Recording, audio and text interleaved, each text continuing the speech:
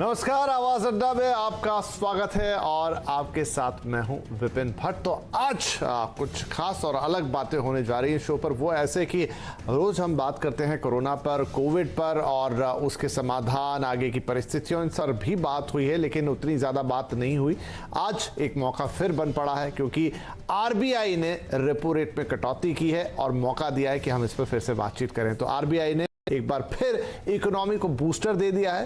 Repo और reverse repo rate को घटाकर आरबीआई ने कोरोना के खिलाफ आर्थिक मोर्चे पर चल रही लड़ाई में एक बड़ा निशाना लगाया है। इतना ही नहीं, लोगों को राहत देते हुए आरबीआई ने कर्ज चुकाने के मामले में भी 3 और महीनों की मोहलत या राहत दे दी है। इससे पहले वित्त मंत्री ने 20 लाख करोड़ के राहत पैकेज को देकर अपना काम ऑलरेडी कर दिया था। तो अब देखना यह है कि एक के बाद एक आ रहे इन बूस्टर डोजेस से इकोनॉमी की सेहत कितनी बेहतर होती है। क्या अभी तक जो भी किया गया वो इन परिस्थितियों में पर्याप्त है? मदद के लिए जिन सेक्टर्स को प्राथमिकता दी गई है वो किस हद तक इकोनॉमी की मदद करेंगे और कौन से सेक्टर्स हैं जो वंचित रह गए, और इन सभी उपायों का पूरा फायदा उठाने के लिए अब आगे क्या करना होगा? क्योंकि उपाय तो हो गए, लेकिन क्या हम उनका पूरा फायदा उठा पाएंगे, इस पर भी एक नजर रहेगी। तो आइए इस चर्चा की शुरुआत करते हैं। इस चर्चा में हमारे साथ जुड़ रहे हैं कुछ खास मेहमान। भारतीय जनता पार्टी के प्रवक्ता सैयद जफर इस्लाम, बैंक ऑफ बड़ौदा के पूर्व ईडी आर.के. बख्शी साहब, market expert Ajay Bagga, Oyster Capital के CEO Atul Joshi, Business Standard के एडिटोरियल डायरेक्टर ए.के. भट्टाचार्य और मेरे सहयोगी नीरज बाजपेयी, जो आज मेरे साथ इस शो को होस्ट भी कर रहे हैं। आप सभी का बहुत बहुत स्वागत है। तो शुरुआत करते हैं ए.के. भट्टाचार्य साहब से। एक संपादकीय टिप्पणी हो जाए। सर, आज का जो उपाय है आरबीआई की तरफ से, उन्होंने क्रेडिट पॉलिसी का इंतजार नहीं किया और आज ही आकर एक राहत का ऐलान किया। रेपो, रिवर्स रेपो रेट दोनों को काटा, आपको मॉरिटोरियम का पीरियड बढ़ाकर दिया और बहुत सारे और छोटे मोटे राहत के ऐलान उन्होंने किए। इस कदम को आरबीआई के, और अगर कलेक्टिवली देखें जो अब तक सरकार ने किया, आप कैसा देखते हैं? इन परिस्थितियों में ये कदम कैसे देखे जाएंगे? देखिए, एक पुरानी एक Reserve Bank of India Mint Road के अंदर एक कहावत है कि जब कोई अच्छी खबर हो वो आप सरप्राइज से दीजिए, उससे आपको इम्पैक्ट शायद ज्यादा मिलेगा। तो मुझे लगता है कि जो रिजर्व बैंक ऑफ इंडिया के गवर्नर साहब ने वही कहावत को मानने की कोशिश की। उन्होंने एक अनशेड्यूल्ड मॉनेटरी पॉलिसी कमेटी की मीटिंग बुलाई और उस मीटिंग के बाद उन्होंने ऐलान किया कि 40 बेसिस पॉइंट्स का और रिडक्शन होगा रेपो रेट में। पर साफ ये है कि मार्केट जो है, इससे आश्चर्य नहीं हुआ कुछ, क्योंकि मार्केट को शायद और भी चीजें चाहिए जिससे कि वो इस कोविड-19 के इम्पैक्ट को हम ओवरकम कर सकें। दूसरी बात जो मैं कहूँगा कि अगर आप इसको अगर ठीक तरह से आप देखें तो ये एक जो 2 महीने में आप देखेंगे कि जो टोटल जो कॉस्ट ऑफ फंड की जो एक रियायत दी गई है कि जो कॉस्ट ऑफ फंड घटाने की, वो 115 बेसिस पॉइंट का नहीं है। एक्चुअली अगर आप ऑपरेटिंग अगर रेट देखें, वो आजकल हम रिवर्स रेपो को मानेंगे, वो देखें तो करीबन 180 बेसिस पॉइंट्स की छूट मिली है पिछले 2 महीनों में। तो मैं ये मानता हूं कि एक ऐसी एक जो आपदा को जूझने के लिए ये एक काफी बोल्ड स्टेटमेंट है, बोल्ड इनिशिएटिव है। उसके साथ साथ जैसे आपने कहा कि मॉरेटोरियम का भी बढ़ा दिया गया है। और इस असेसमेंट में 2 ऐसे चीज हैं जो मैं समझता हूं कि हमें और भी महत्वपूर्ण है। वो है कि रिजर्व बैंक ऑफ इंडिया का असेसमेंट से साफ है कि भारत की अर्थनीति का जो वृद्धि दर है, वो लगता है रिजर्व बैंक ऑफ इंडिया के अनुमान में ही लगता है कि वो नेगेटिव जाएगा। अभी तक का जो एक सरकारी तौर से एक आशा का संचार कर रहे थे कि नहीं भाई 2-3% आ सकता है, पर आज खुलासा कर दिया गया है कि वो नेगेटिव रेट ग्रोथ होगा। और दूसरी बात में एक चिंताजनक बात जो है कि जो इन्फ्लेशन रेट का जो फोरकास्ट किया गया है वो लगता है कि अगले पहले 6 महीने में शायद समस्याजनक हो और उसके बाद में थोड़ी बहुत एक इन्फ्लेशन की तौर से एक मंदी आ सकती है। वो अर्थनीति के लिए शायद आप अच्छा भी कह सकते हैं, बुरा भी कह सकते हैं, डिपेंड करता है आप किस तरह से आप देख रहे हैं। राइट। तो पूरी तौर से मैं मानता हूं कि एक रिजर्व बैंक ऑफ इंडिया के तरह से उन्होंने एक अच्छा एक कदम उठाया है। और भी कदम मेरे ख्याल से उठाने चाहिए। उसके बारे में हम जी सर, ठीक है, उस पर हम और डिटेल में बात करते हैं। मैं अजय बग्गा साहब के पास जाता हूं। बग्गा साहब, आपका एक पर्सनल व्यू तो बताइएगा ही, क्योंकि कई बार आपसे इन मुद्दों पे बात होती है सीधी, और साथ में ये भी जैसे भट्टाचार्य जी कह रहे थे कि सब कुछ रहा लेकिन बाजार को बात उतनी रास नहीं आई, उम्मीद है वहां कुछ और ज्यादा है। जी विपिन जी, देखें तो आज वैसे माहौल काफी खराब था बाजारों का इंटरनेशनल सिचुएशन के कारण। जो अमेरिका और चीन में जो इश्यूज पनप रहे हैं, हांगकांग को लेके, हांगकांग का बाजार 6% डाउन था। तो पूरे एशियाई बाजार, यूरोपीय बाजार, यूएस फ्यूचर्स सब नीचे थे। तो उम्मीद तो यही थी कि भारत भी नीचे रहेगा आज। तो एक तो ये बैकग्राउंड है।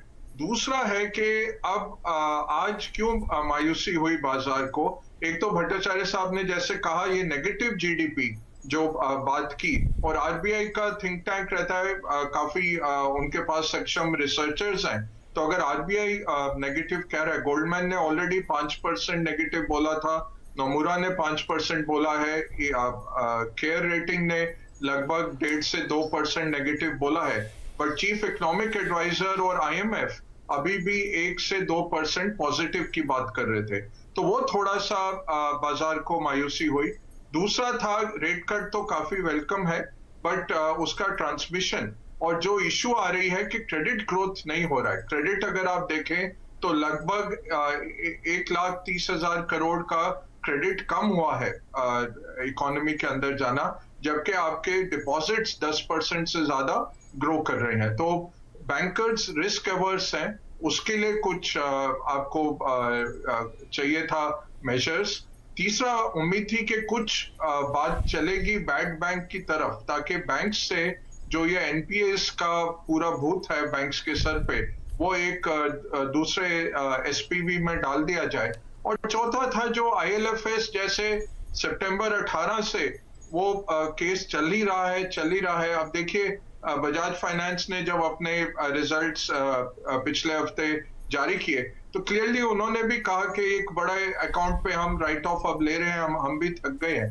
तो ये एनबीएफसीज का इशू जो रिजॉल्व नहीं हो रहा है, स्टेप्स काफी लिए गए हैं, but actual on the ground liquidity की बहाली नहीं की जा रही जी। और फाइनली था, अब उम्मीद आरबीआई से थी कि सरकार ने बहुत अच्छे कदम लिए हैं, बट वो medium term, long term, supply side और रिफॉर्म कदम है। इमीडिएट कदम सिर्फ वो 40,000 मनरेगा या थोड़ा बहुत और जो राहत पहुंचाने की बात है, बट टैक्स कट्स या फिस्कल स्टिमुलस के तौर पे बाजार में मायूसी थी। तो आज का जो मॉनेटरी पैकेज भी था वो बहुत क्लासिकल रेट कट ही था, और वो वेट करते हैं।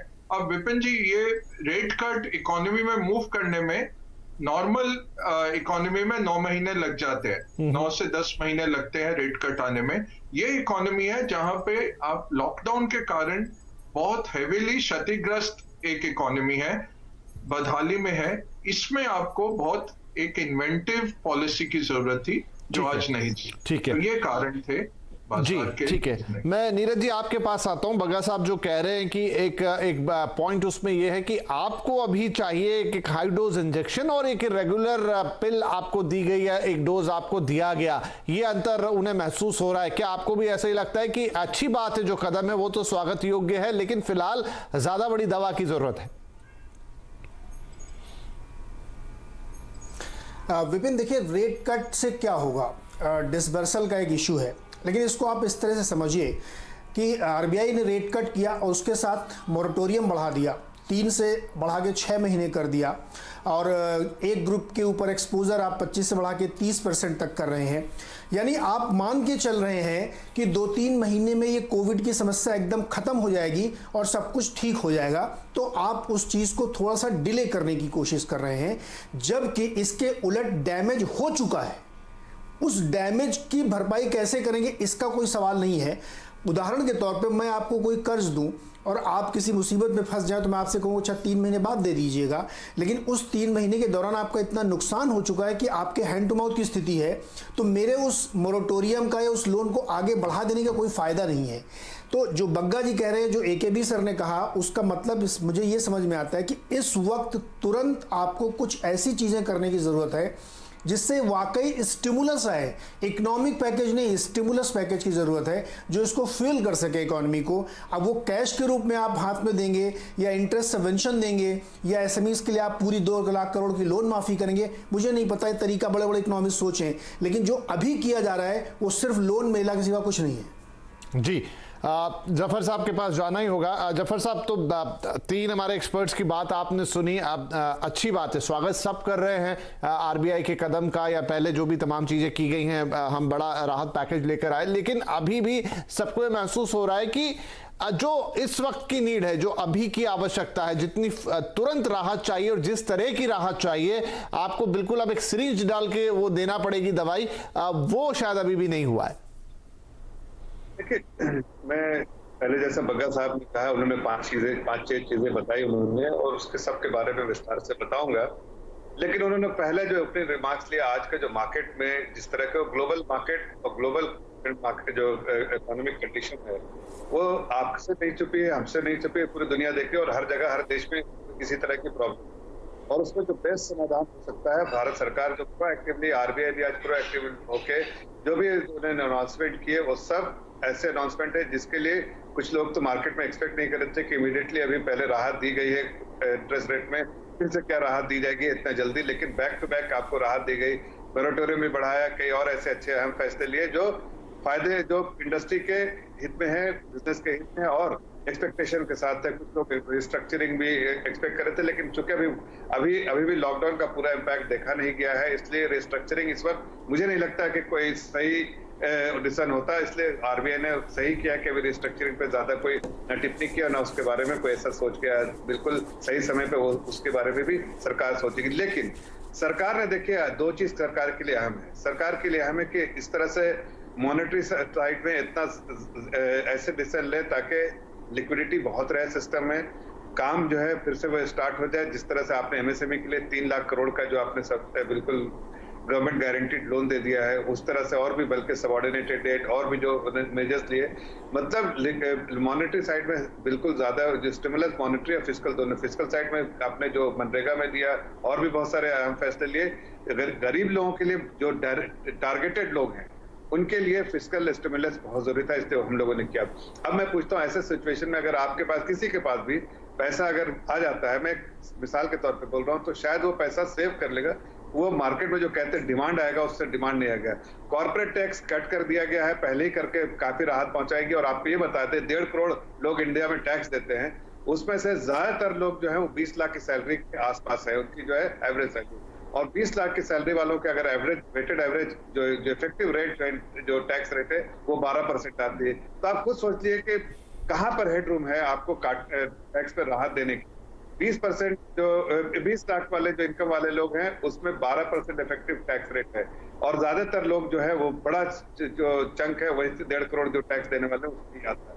तो सरकार ने बिल्कुल सफाई से अच्छा काम किया है, सारे अच्छे प्रोएक्टिवली डिसीजन ले रही है। सप्लाई साइड में बिल्कुल हर वो डिसीजन ले रही है जो सप्लाई साइड स्ट्रांग हो, और इन्वेस्टमेंट होगा तो निवेश होगा तो उससे जाहिर डिमांड भी बढ़ेगा, जॉब रहेगी तो डिमांड रहेगा।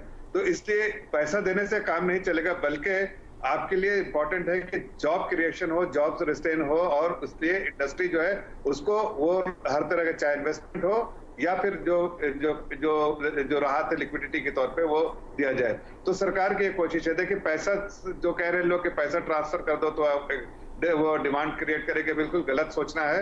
देखिए टारगेटेड हम कर रहे हैं, टारगेटेड जरूरी है इसलिए कि जिसको जरूरत है पैसे की, जिसके बिना नहीं काम चल सकता, उसके लिए 1,70,000 करोड़ का सरकार ने पैसा पहले ही राहत का पैकेज बनाया। जी। और मार्जिनलाइज सेक्शन ऑफ सोसाइटी और 20% जो अभी 40,000 करोड़ जो इस बार अभी पिछले निर्मला जी ने उसका फिर से जो राहत पहुंचाई मनरेगा के लिए। लेकिन मैं आपको बताना चाहता हूँ जीडीपी के बारे में। देखिए जब इकोनॉमिक एक्टिविटी नहीं हो रही तो किसी को सरप्राइज नहीं होना चाहिए कि जीडीपी इस क्वार्टर में जीडीपी ग्रोथ नहीं होगा और आगे भी जो है अभी पूरा लॉकडाउन का इम्पैक्ट देखा नहीं गया। तो अगर ग्रोथ नहीं होता है तो ये बिल्कुल सही सोचना है, कोई इसमें गलत बात नहीं। आरबीआई ने जो सस्पेंड किया बिल्कुल सही दिया है। नहीं ठीक है, ये बात पहले भी एक बात और जो 4 बातें जो बग्गा जी ने बैड बैंक के बारे में वो कह रहे थे। देखिए बैड बैंक का एक सुझाव है, आईबीए ने भी सुझाव दिया है, लेकिन अभी उसका अभी सही समय नहीं आया। उस पर चिंता की जा रही है सरकार द्वारा। सही समय पर सही डिसीजन जो होगा सरकार लेगी। मैं ये नहीं कह रहा हूँ कि बैड बैंक परमानेंट कोई सोल्यूशन नहीं बैड बैंक का। इनपे पहले भी BIFR जैसी चीजें थी, लेकिन फिर भी मैं ये कह रहा हूँ उसके एडवांटेजेस भी है, डिसएडवांटेजेस भी है, उसके प्रोज भी है, कॉन्स भी है, कुछ फायदा भी है, कोई नुकसान भी है। तो उसके लिए सरकार अभी उस पर चिंता कर रही है। अभी इसके बारे में कोई डिसीजन सरकार पुख्ता डिसीजन नहीं ली, इसलिए इस पर ज्यादा नहीं करना चाहता। जहां तक क्रेडिट की बात है, देखिए क्रेडिट ऑफटेक की बात उन्होंने की। क्रेडिट ऑफटेक होने के लिए सरकार ने कई ऐसे अहम फैसले सुनाए हैं। चाहे आप बैंक को देखिए, जो 100% गारंटी जो दिया है MSME को, किस लिए दिया है? ताकि क्रेडिट ऑफटेक 29 लाख करोड़ 30 लाख करोड़ का अगर MSME का आउटस्टैंडिंग लोन है, अगर उसके 15% लोन अगर आपको आज उसका सरकार जो है गारंटी कर रही है तो 15% काफी बड़ा अमाउंट जो है वो बैंक इमीडिएटली लेंड कर सकती है और इसके लिए कोशिश की जा रही है।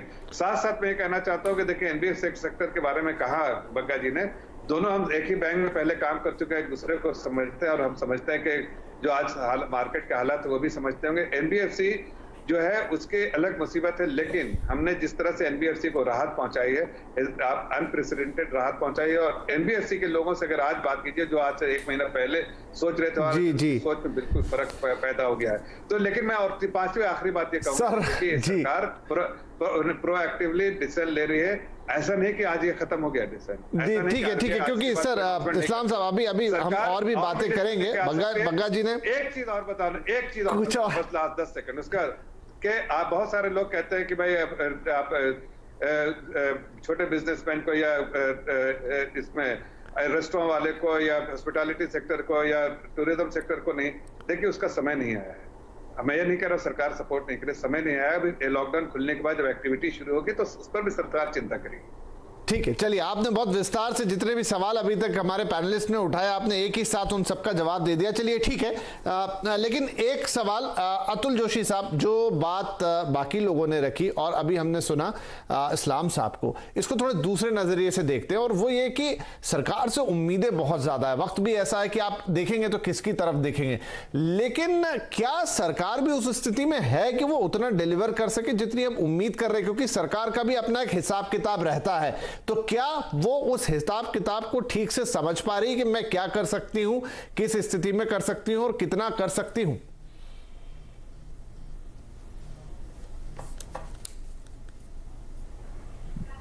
अतुल जी,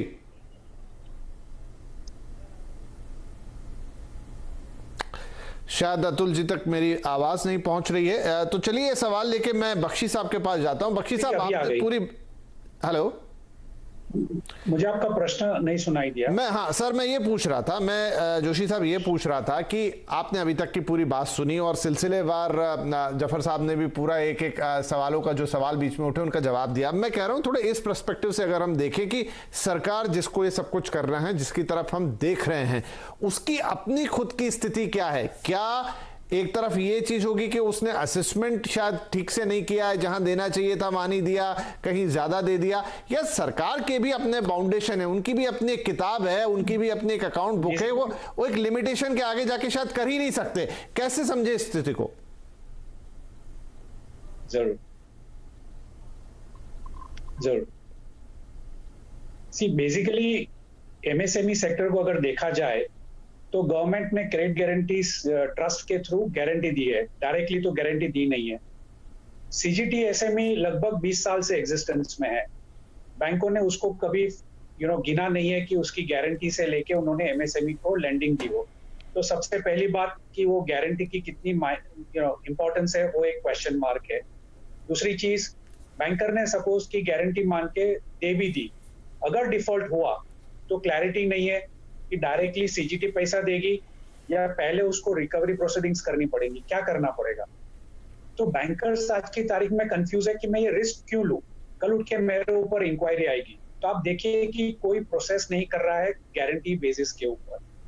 तीसरी चीज, अगर एमएसएमई की तरफ से देखें तो 6 महीने का मॉरेटोरियम, ये तो ऐसी बात है कि कोई आदमी डूब रहा है, आपने उसको एक बार हाथ देके पानी के बाहर निकाला, लेकिन आप उसको किनारे तक नहीं लेके आए, वो तो उसको डूबना ही है। तो या आज डूबे या 6 महीने के बाद डूबे, लेकिन वो तो डूबने ही है, क्योंकि एक्टिविटी चालू होते होते लगभग नवंबर दिसंबर हो जाएगा। आपको वर्किंग कैपिटल की इश्यू है, आपको लेबरर्स की इश्यू है, आपको जितने आपके डेटर्स की डिफॉल्ट हो रही है, एलसी डिवॉल्वमेंट हो रहा है, डेटर्स का पेमेंट नहीं आ रहा है, वर्किंग कैपिटल साइकिल आपकी खींच रही है, वो सारे इश्यूज तो है। तो बाय द टाइम आपका नॉर्मल ऑपरेशन हो, वो नवंबर तक तो हो ही जाएगा। तो क्या आरबीआई ये सोच रही है कि 6 महीने में पूरा इंटरेस्ट हो जाएगा? अच्छा, 6 महीने का इंटरेस्ट इन्होंने फंडेड इंटरेस्ट टर्म लोन कर दिया, दैट मीन्स कि आप इंटरेस्ट के ऊपर भी इंटरेस्ट देंगे, तो कहां से आएगा ये पैसा? तो मेरे हिसाब से जो भी एफर्ट किया गया है वो शायद दूसरी किस्त है, तीसरी किस्त आनी बाकी है आरबीआई की तरफ से। और जो सबसे अहम बात यह है कि जितने भी रिस्ट्रक्चर्ड अकाउंट्स है आज की तारीख में, वहां पे किसी भी जगह पे कोई क्लैरिटी नहीं है। फॉर एग्जाम्पल, जितने भी अकाउंट 2019 में रिस्ट्रक्चर हुए हैं, तो 10% जो रिस्ट्रक्चर्ड अमाउंट है उसका 10% 12 महीने में देना होता है। अगर वो 12 महीने ये कोविड के पीरियड में आ रहा है, तो कहां से देंगे रिस्ट्रक्चर्ड एसेट्स? उसके ऊपर कोई क्लैरिटी नहीं है। रिस्ट्रक्चर्ड एसेट्स को फिर से एक अलग से रिलीफ देने का सवाल आ रहा है, उसके ऊपर आरबीआई को क्लैरिटी लानी चाहिए। या इसका ये बेसिकली मेरे हिसाब से हाफ हार्टेड अटेम्प्ट था आरबीआई का। अगर ये चीज तीसरे किस्त नहीं आती है तो मार्च 2021 में बैंकों के एनपीएल काफी बढ़ जाएंगे। तो ये एक सबसे बड़ा रिस्क मुझे आज की तारीख में दिख रहा है कि आरबीआई ने एफर्ट किया, बहुत अच्छा किया, लेकिन हाफ हार्टेड है। ये लॉन्ग हॉल है, ठीक है, 2-3 महीने में इसका सोल्यूशन नहीं होना। ठीक है। बख्शी साहब जो कह रहे हैं जोशी जी के एफर्ट तो अच्छा है और इस समय तो कोई भी एफर्ट वेलकम होगा, लेकिन आरबीआई ने जो किया वो हाफ हार्टेड है या पूरा नहीं है? क्योंकि इसके बाद भी बहुत सारे ऐसे विंडो या लूप होल रह जाते हैं जिनके सवालों के जवाब चाहिए, या जो चीजें फंस गई। जैसे फॉर एग्जाम्पल वो कह ही रहे थे कि सरकार गारंटी देने की बात कर रही है, लेकिन उस गारंटी पे क्या बैंक लोन देंगे या डिसबर्सल हो रहे हैं? मुझे ये तो नहीं पता कि अभी डिसबर्सल स्टार्ट हुए हैं या नहीं, क्योंकि अभी बैंकों में लॉकडाउन की वजह से कस्टमर्स की आवाजाही और एक्सचेंज ऑफ इंफॉर्मेशन इतना एक्टिव नहीं होगा।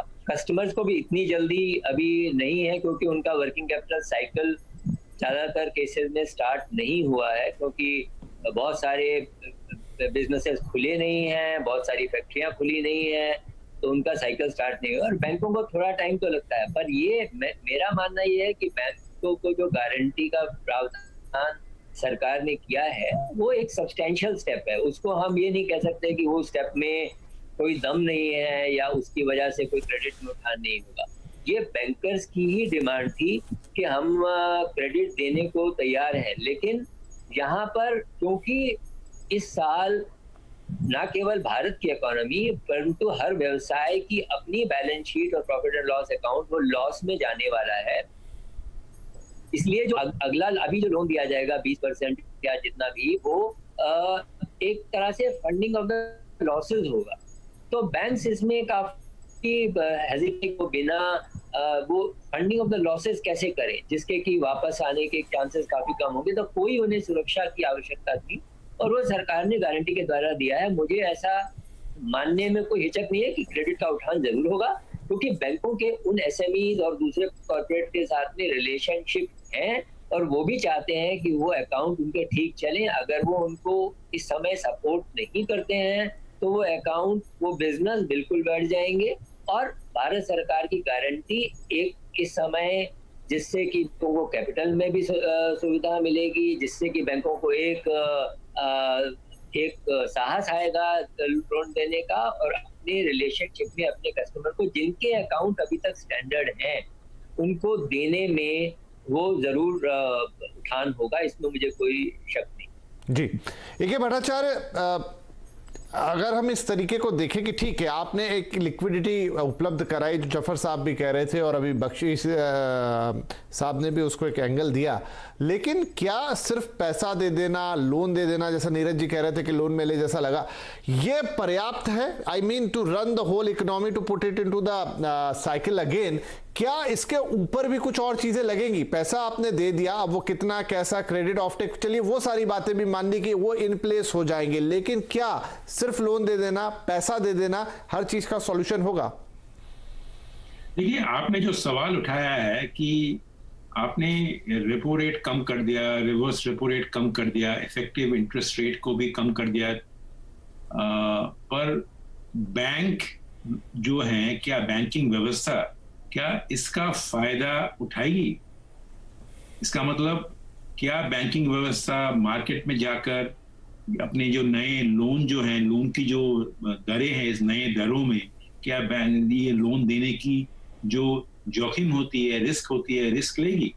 मुझे ये नहीं लगता वो रिस्क लेगी, क्योंकि इस वक्त हमारी अर्थनीति में एक बहुत बड़ा एक शॉक जो आया है वो एक डिमांड शॉक है, वो डिमांड नहीं है इस वक्त। तो अगर जैसे और किसी ने भी, वक्ता ने भी कहा था कि ये सारी जो पैकेज जो है, पैकेज में जो मोस्टली सप्लाई साइड मेजर्स हैं, जो डिमांड साइड मेजर्स की बहुत कमी दिखती है। तो जब तक ना आप ऐसी कोई मेजर अनाउंस करें जिसमें कि डिमांड बढ़ सके, मैं अब कह रहा हूं कि जैसे मान लीजिए अगर कोई बड़ा सा अगर कैश ट्रांसफर स्पेसिफिक सेगमेंट के ऊपर कैश ट्रांसफर बोलिए या कोई टैक्स रिलीफ बोलिए, मैं ये नहीं मानता कि क्योंकि बजट में थोड़े बहुत टैक्स रिलीफ दिए गए थे इसका मतलब ये नहीं कि इस वक्त आप टैक्स रिलीफ नहीं दे सकते हैं। मैं ये मानता हूं कि आप टैक्स में एक स्ट्रैटेजी है, उस स्ट्रैटेजी को इस तरह से इस्तेमाल करें कि जो नीडी सेक्टर्स को है, जो डिमांड क्रिएट कर सकते हैं, उनके पॉकेट में ज्यादा पैसा आ जाए, जिससे कि वो मार्केट में जाकर चीजें खरीदने की उनके पास एक तकाजा हो। तो मैं ये नहीं समझता कि ये सारे जो पैकेज है बहुत अच्छे पैकेज हैं, प्रशंसनीय पैकेज हैं, पर इस पैकेज से कोई short term immediate demand revival की कोई आशा मुझे नहीं दिख रही है। इसमें सारी जो चीज होगी, अगर ये पैकेज को ठीक तरह से आप इम्प्लीमेंट करते हैं तो आप 1 साल बाद या 6 महीने बाद, 9 महीने बाद थोड़ी बहुत इसकी एक परिस्थिति की एक इम्प्रूवमेंट आप देख सकते हैं। पर जब तक ना आप एक डिमांड रिवाइवल की ठोस कदम न लें, तब तक मैं नहीं समझता कि इस अर्थनीति की जो दिक्कतें हैं वो उसको आप पार कर सकेंगे। इसमें एक पैकेज, एक प्रपोजल ये भी आया कि बैड बैंक तैयार किया जाए।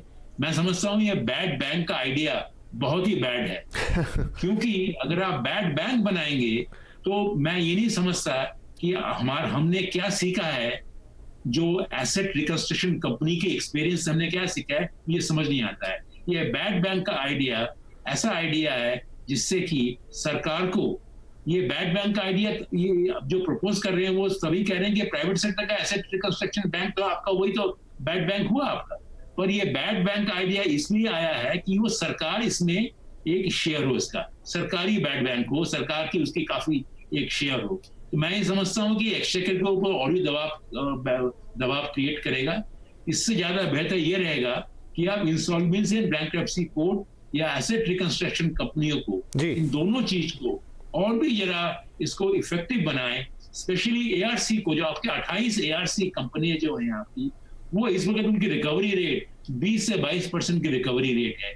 आप इसमें जरा कुछ अपना जो एसेस कीजिए कि किस तरह से एसेट रिकंस्ट्रक्शन कंपनी को आप और भी मजबूत कर सकें, और भी इफेक्टिव कर सकें।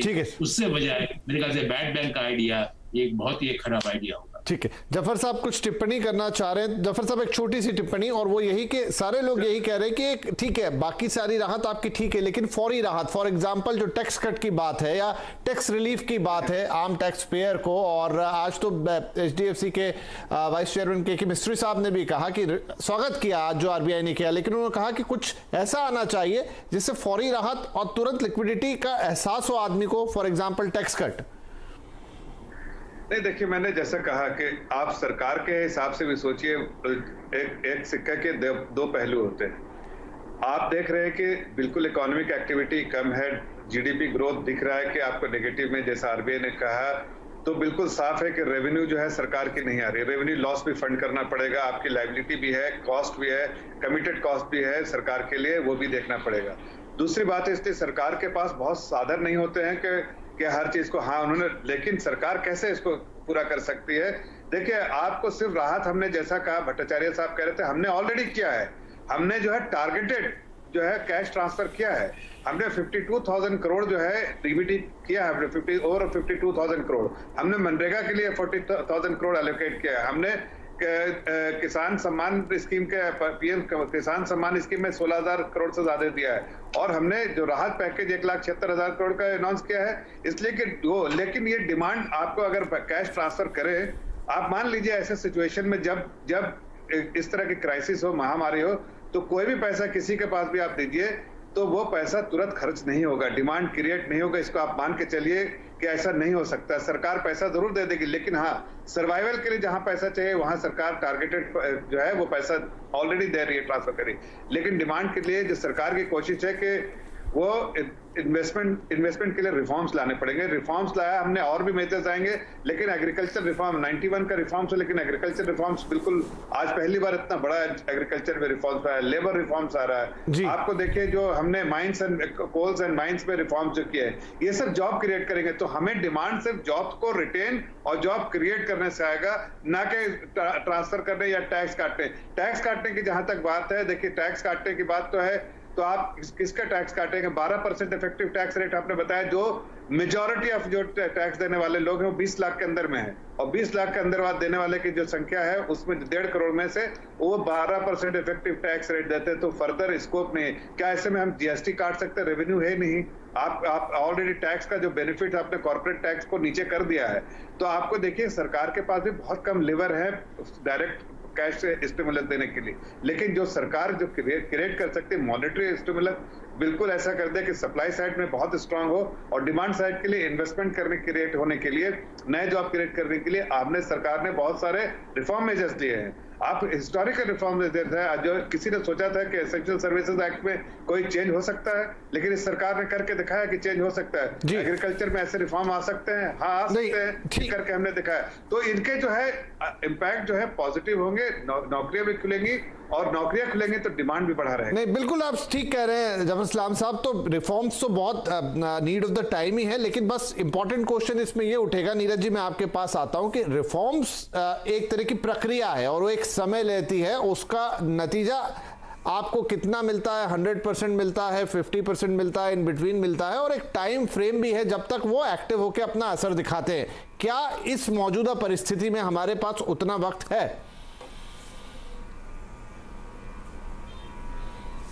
देखिए, जो रिफॉर्म्स होते हैं ना, वो शांति काल की चीज़ होते हैं, और इस समय हम युद्ध काल में है, और इस समय हमें उस तरीके के प्रयासों की शायद ज़रूरत नहीं है जिसकी बात बार बार जफ़र साहब कह रहे हैं। जफ़र भाई ये कह रहे हैं कि हमने सप्लाई के लिए बड़ा अच्छा माहौल बना दिया है, अब लोग आके निवेश करेंगे और जॉब क्रिएट होगा और डिमांड क्रिएट होगी। साहब, जब ज़माना बहुत बदला हुआ था, जब सब कुछ ठीक ठाक था, तब तो प्राइवेट इन्वेस्टमेंट आप ला नहीं पा रहे थे। अभी वो क्यों लाएगा आदमी? जिसको बिजनेस विजिबिलिटी नहीं है, उसको पता नहीं कि अगले 6 महीने मेरा धंधा कैसे चलेगा, वो बिजनेस कैसे लाएगा? दूसरा, इतने बड़े पैमाने पर लोगों का ट्रांजैक्शन इधर से उधर हुआ है कि छोटा बिजनेस जो है वो खत्म हो गया है। अब वो बिजनेस वाला जब बख्शी साहब के बैंक में जाएगा लोन लेने के लिए, तो उसके प्रोफार्मा को, उसके रिपोर्ट को देख के लोन नहीं मिलेगा उसको, क्योंकि वो ऑलरेडी डिफॉल्ट करके बैठा हुआ है। तो भले ही कोई गारंटी ले, काउंटर गारंटी ले, उसको लोन मिलना बड़ा मुश्किल होगा। इसलिए मेरा ये सुझाव था, जो मैं कह रहा था, कि आप कैश मत दीजिए, लेकिन आप कोई ऐसा तरीका बनाइए जिससे उनको इमीडिएट इमीडिएट रिलीफ मिले सर, क्योंकि वो बिजनेस खड़ा करने के लिए उसको जरूरी है। वो बड़े बड़े आर्थिक रिफॉर्म जब होंगे तब उसके परिणाम हम 5 साल बाद देखेंगे, अभी तो हमें 3 महीने बाद चाहिए। आप ये सोचिए कि आरबीआई जैसा बहुत ही पॉजिटिव सोच वाला कंजर्वेटिव ऑर्गेनाइजेशन कह रहा है कि हम नेगेटिव ग्रोथ में जा रहे हैं, इन्फ्लेशन हमारे टारगेट से नीचे चला जाएगा, इसलिए वो दनादन रेट काट रहे हैं। लेकिन वो रेट कट क्या ट्रांसमिट होगा भी तो क्या बैंकों के पास कोई लेने जाएगा, डिसबर्सल होगा? हिम्मत है किसी की कि एक मकान 1 BHK खरीद ले मुंबई में? 25 लाख का ही अगर आप दहीसर में दिलवाएंगे तब भी नहीं खरीदेगा वो, क्योंकि उसको पता ही नहीं उसकी नौकरी कल है कि नहीं है, तो वो 25 लाख का भी लोन नहीं लेगा। मेरा सवाल ये है, इसलिए उसको फौरी तौर पर एक ऐसी राहत चाहिए जिससे उसको टच एंड फील आए, जो आपने उज्ज्वला योजना में दी थी। मैं एक उपमान दे रहा हूं, सिर्फ एक एग्जाम्पल दे रहा हूं कि टच एंड फील का अगर आप उसको नहीं कराएंगे तो शायद कोई काम नहीं आएगा। और जो आप कोल की बात कर रहे हैं सर, माफ कीजिएगा, ये बहुत ही ओल्ड टेक्नोलॉजी है, थर्मल पावर अब दुनिया से ऑब्सलीट हो रहा है, आप उसमें रिफॉर्म करके क्या करेंगे?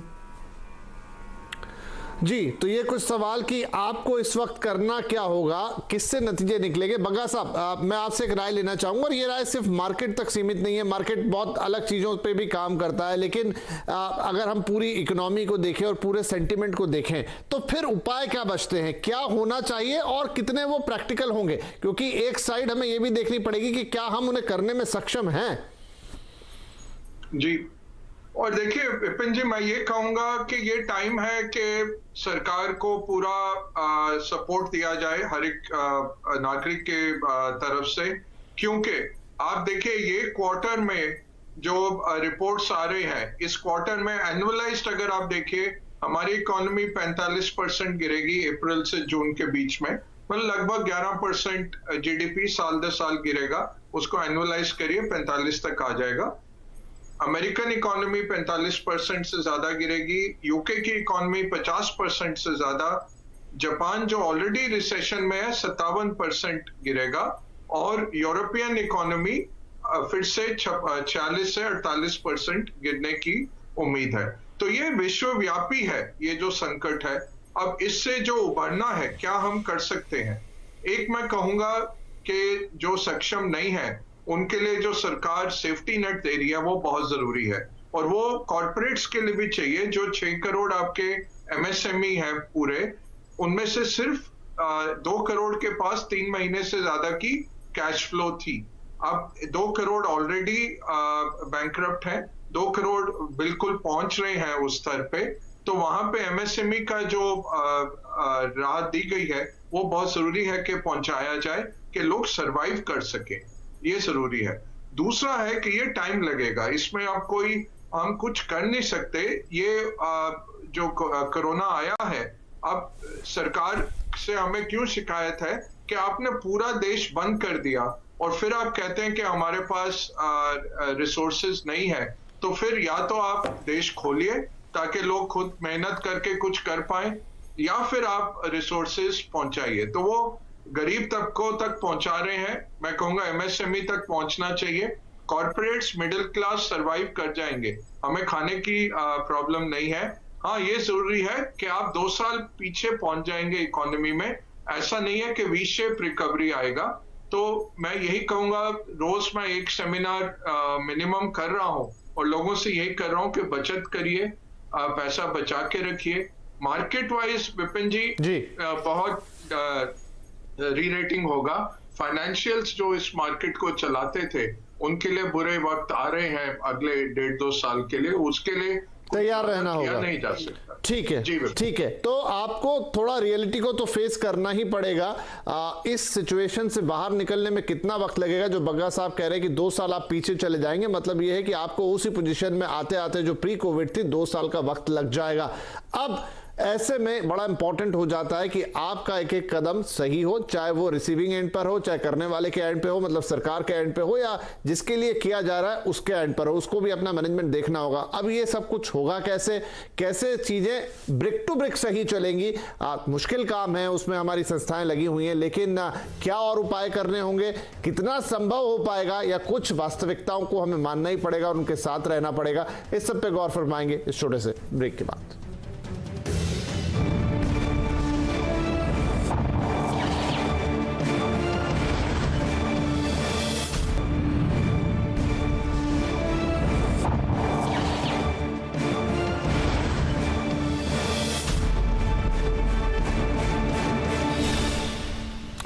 आज आवाज अड्डा में बात हो रही है कि जिस तरीके से आरबीआई का कदम और उससे पहले आर्थिक राहत पैकेज, ये सब मिलके अर्थव्यवस्था को एक नई शक्ति देने की कोशिश है। लेकिन ये शक्ति कितनी ताकत पैदा करेगी अर्थव्यवस्था के अंदर, कितनी रफ्तार देगी, उसे कितनी राहत देगी, और इसका और क्या तरीका हो कि ये जितनी शक्ति मिली हो पूरी की पूरी इस्तेमाल हो, उसी पे आज चर्चा जारी है।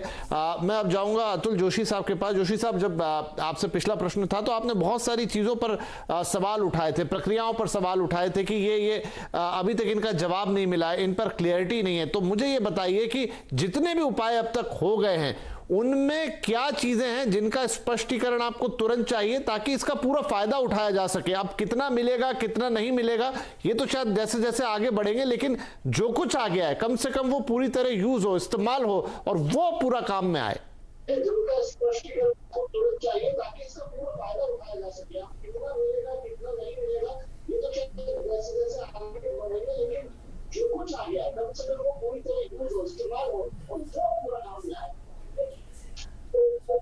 जी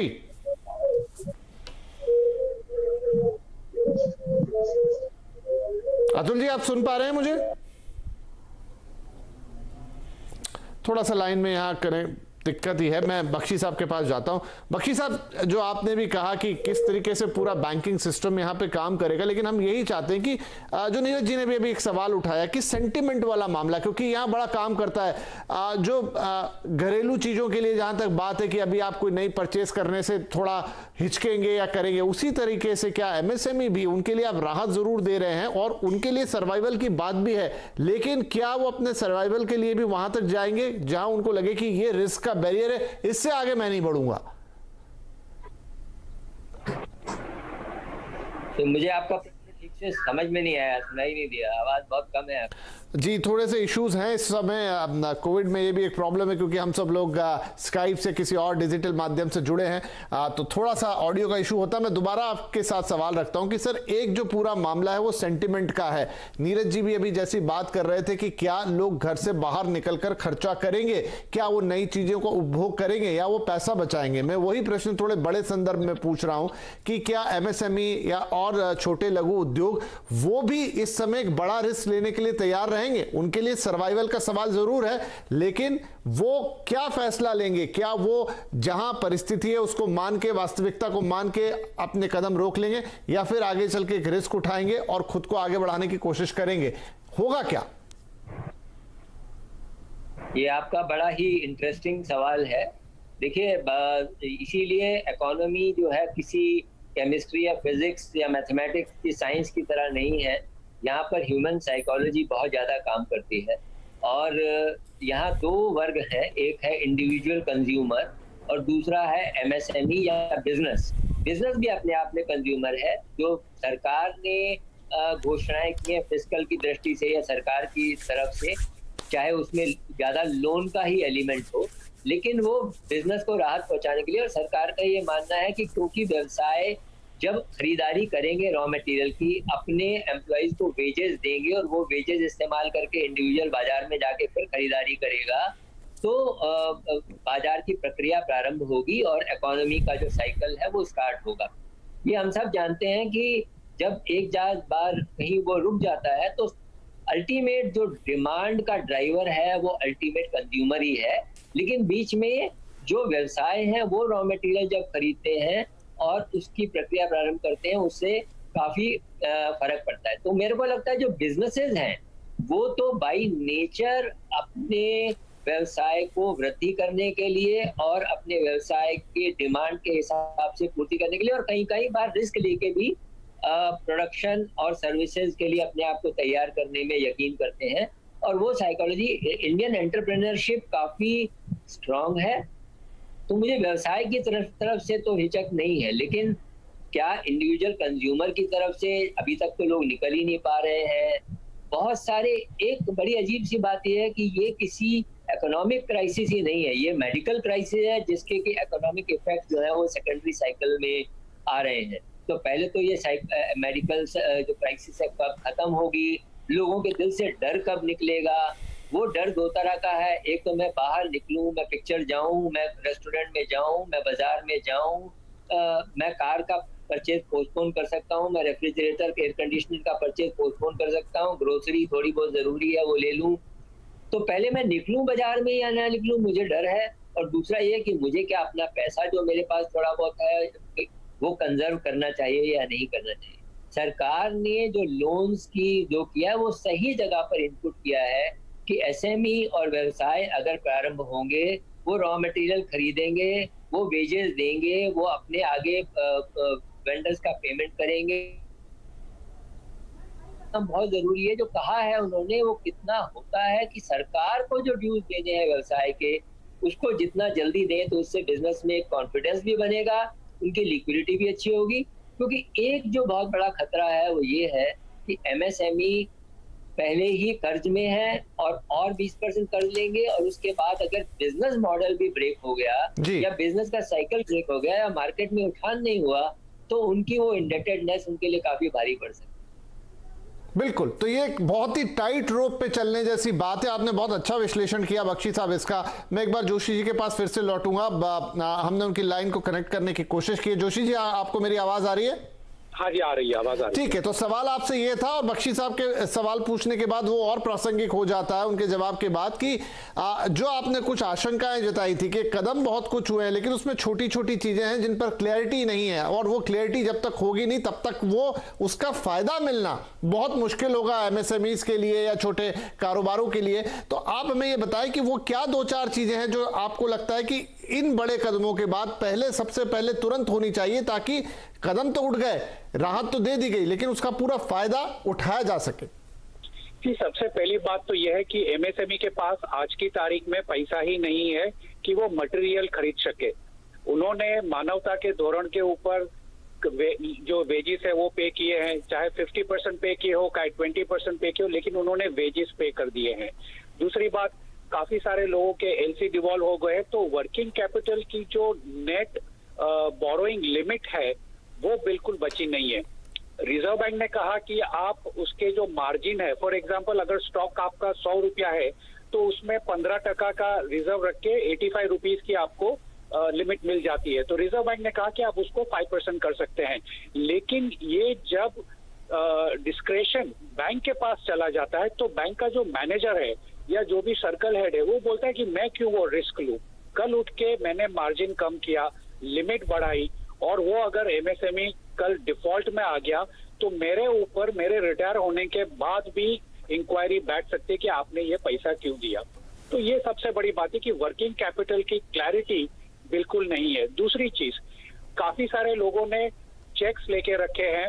ट्रेडर्स आप अगर देखें तो पूरी ट्रेडिंग कम्युनिटी ने जब वो माल सप्लाई करते हैं तो चेक्स लेके रखते हैं कि भाई आप 3 दिन के बाद चेक करिए, 5 दिन के बाद चेक करिए, 90 डेज का चेक लेके रखते हैं। उस काफी सारे चेक्स की वैलिडिटी खत्म हो चुकी है 90 डेज की, तो ऑटोमेटिकली चेक की वैलिडिटी बढ़ानी चाहिए कि ताकि वो जो सिक्योरिटी है, जो एक ट्रेडिंग सर्किट होती है हमारे ट्रेडर्स की, वो 90 डेज का चेक लेके चलते हैं। तो अगर ऑटोमेटिकली चेक की वैलिडिटी बढ़ाती नहीं जाती है तो वो सारे प्रॉब्लम्स में आ सकते हैं।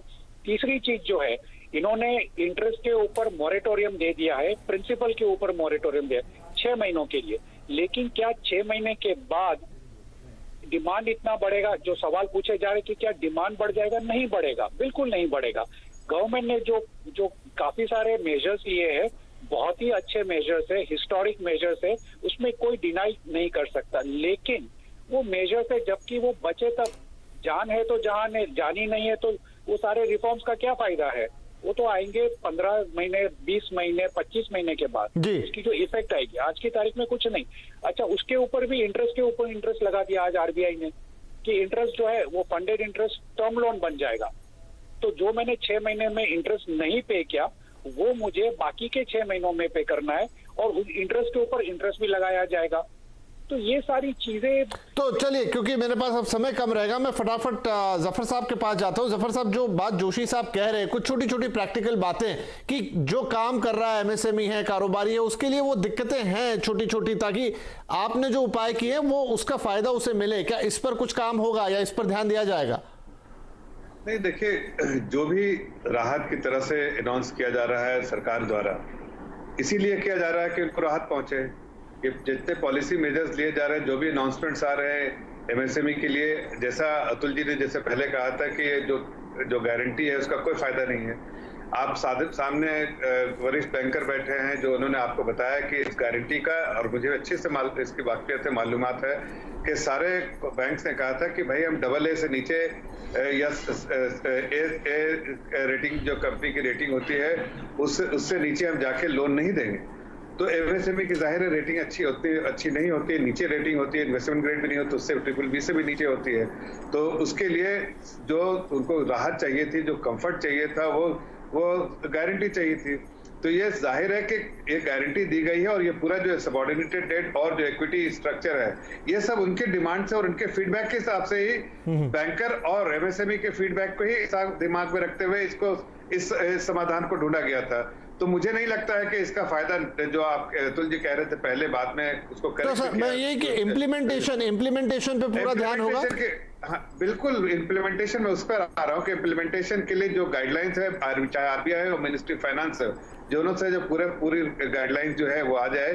साथ साथ पर्सनली जो है मिनिस्टर जो फाइनेंस मिनिस्टर है, उनके ऑफिस हर चीज का, चाहे एमएस फाइनेंस हो, चाहे जो निर्मला जी हैं, वो खुद मॉनिटर कर रही हैं हर चीज को, जो पॉलिसी अनाउंसमेंट किया है, जो मेजर्स दिए हैं और उसका इम्प्लीमेंटेशन कैसे हो रहा है। तो मैं आपको ये बताना चाहता हूँ कि जितने भी हमने डिसीजन लिए, सरकार ने लिए, और फीडबैक के मैकेनिज्म पे लिए, हर सेक्टर का आपको पता होगा कि प्रधानमंत्री ने प्रेजेंटेशन लिया था, सेक्टर के सारे लोग, इंडस्ट्री के लोगों को बुलाया गया था, उनके एक्सपर्ट्स को बुलाया गया था, प्लस रिप्रेजेंटेटिव को बुलाया गया था, और उनके जो फीडबैक है उसके बेसिस पे ही ये सब डिसीजन लिया गया है। तो आप मार्केट में 1-2 लोग इसके कॉन्ट्ररी व्यू रख सकते हैं, लेकिन जो एक्चुअल बिजनेस करने वाला है, एमएसएमई का हो या कोई भी, उनका ही ध्यान, उनके फीडबैक को। ठीक है सर, बढ़िया है। ठीक है, अब क्योंकि समय समाप्त हो रहा है तो 1-2 टिप्पणी और ले लेता हूं। एक भी आप मुझे ये बताएं कि ठीक है, जो उपाय हो सकते थे ये किए गए हैं, अब उसमें कुछ कमी कुछ पेशी रह सकती है, लेकिन जितना हुआ है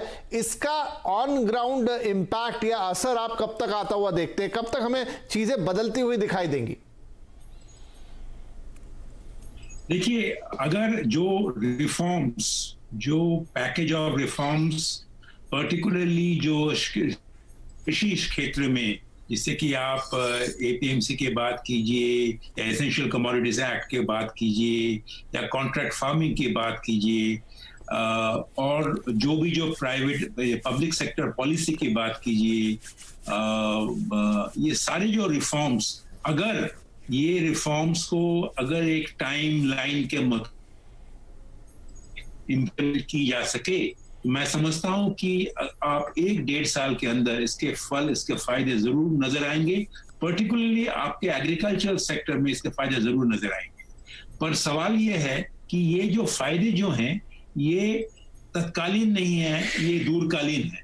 ये इस वक्त ये फायदे नहीं आएंगे। शायद हमारा संपर्क टूटा उनसे। नीरज जी, क्विकली कमेंट की, उन्होंने कहा कि 1 से 1.5 साल लगेगा। हमारे पास वक्त कितना है?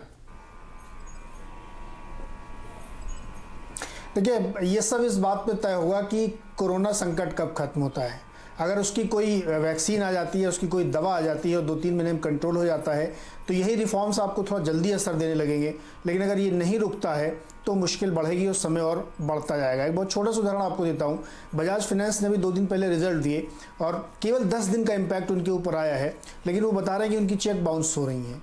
मोरेटोरियम 27% उनको अपने बुक का करना पड़ा है। अभी ये सिर्फ 10 दिन का इम्पैक्ट था जो मार्च के आखिरी दिनों का था। आने वाले समय में कितना पड़ेगा, और उनका जो टिकट साइज होता है बहुत छोटा होता है। तो ये जो रिफॉर्म्स हुए बहुत अच्छी बात है, लेकिन ये सब बहुत लॉन्ग रन प्रोसेस वाले हैं। ह्यूमन ट्रांजैक्शन इतना ज़्यादा हुआ है कि आगे आने वाले समय में बैंकों के सामने, फाइनेंशियल के सामने बहुत बड़ी दिक्कत होगी। तो मैं तो कह रहा हूँ कि एक और पैकेज के लिए मैं उम्मीद करूँगा। चलिए, तो यहां है कि बहुत कुछ हुआ, लेकिन थोड़ा और उम्मीद अभी बाकी है। यहां पर रिफॉर्म्स आए हैं, फौरी राहत आई है, एमएसएमई के लिए है और निचले तबके के लिए है, लेकिन उनका असर होते होते कितना समय लगेगा ये है, और क्या कोरोना हमें उतना वक्त देगा, क्योंकि यह 2 फ्रंट पर लड़ाई है। कोरोना से तो हम लड़ ही रहे हैं और हमें पता नहीं है कि हमें कब तक लड़ना होगा, और दूसरा ये कि अर्थव्यवस्था को इस कोरोना ने जो नुकसान पहुंचाया है उसकी भरपाई होने में एक निश्चित वक्त लगता है। अब ये दो वक्तों के बीच की लड़ाई है, इसमें कौन सा वक्त जीतता है ये शायद थोड़ा वक्त ही बता पाएगा। हम आज बैठ के डिसाइड नहीं कर सकते, लेकिन ठीक है, जो कुछ अभी तक हुआ उसमें हौसला रखते हुए और आगे बढ़ना, और उम्मीद कायम है सरकार की तरफ हम बार बार देखेंगे कि शायद हर जगह जहां जहां चीजें नीचे जाएंगी उनका हाथ लगेगा। फिलहाल आप सभी का इस कार्यक्रम में शामिल होने के लिए बहुत शुक्रिया। नमस्कार।